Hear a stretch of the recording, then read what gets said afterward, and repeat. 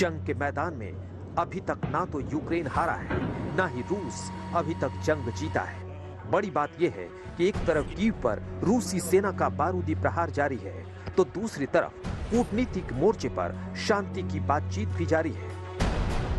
Ukraine का दावा number 1, युद्ध में शांति की मध्यस्थता करेगा इजराइल। दावा नंबर 2, दोनों देशों के बीच बातचीत से निकलेगा हल। दावा नंबर 3, किसी दबाव में सरेंडर नहीं करेगा यूक्रेन। ये जरूरी नहीं है कि अगर वॉर हो रही है, लड़ाई हो रही है, तो बातचीत नहीं हो सकती, और बातचीत हो रही तो लड़ाई नहीं हो सकती। तो they are not mutually exclusive.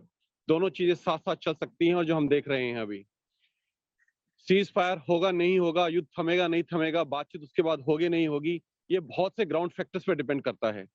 देखिए, अगर रूस को लगता है कि उसने अगर अपने ऑपरेशन अभी रोके, तो शायद उसको फिर आगे इन ऑपरेशन को उस लेवल तक लेके जाना मुश्किल होगा। यही कारण है कि वो सीज फायर के लिए राजी नहीं हो रहा है।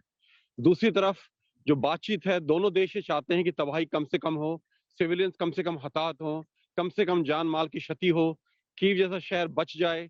तो दोनों देश ये चाहते हैं, और यही कारण है कि दोनों देश साथ ही साथ बातचीत की कोशिश भी कर रहे हैं। जो तस्वीरें यूक्रेन के अंदर से आ रही हैं, उससे यही लगता है कि मामला बातचीत से बहुत आगे बढ़ चुका है। सवाल यही है कि यहाँ से आगे क्या होगा, ये लड़ाई खत्म कैसे होगी।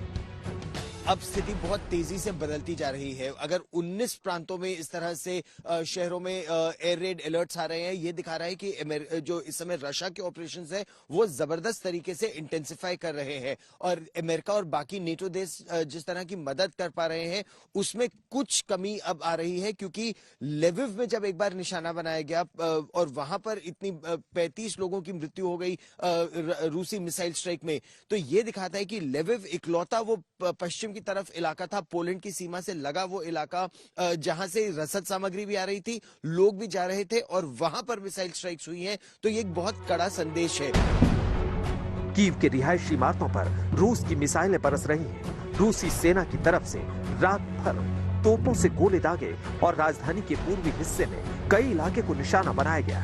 यूक्रेन की तरफ से दावा किया जा रहा है कि रूसी सेना आम नागरिकों को मार रही है। हालांकि जंग में अपनों को खोने के बाद भी जेलेंस्की को जीत की उम्मीद है। Повинні боротися, і ми переможемо. Я знаю це. Я у це вірю. Слава вам. Слава нашим людям. Слава нашим героям. Слава Україні. डिफेंस एक्सपर्ट मानते हैं कि अगर युद्ध को अगले लेवल पर ले जाकर पुतिन जीत भी हासिल कर लेते हैं, तो उसे कायम रखना बहुत मुश्किल होगा। यूक्रेन के विद्रोह को दबाने और कब्जा जमाए रखने के लिए रूस को करीब 5 लाख सैनिक तैनात करने होंगे।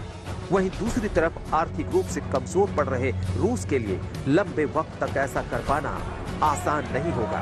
यानी ये जंग रूस और यूक्रेन दोनों के लिए अब आसान नहीं है। राजेश पवार, कीव, यूक्रेन आज तक।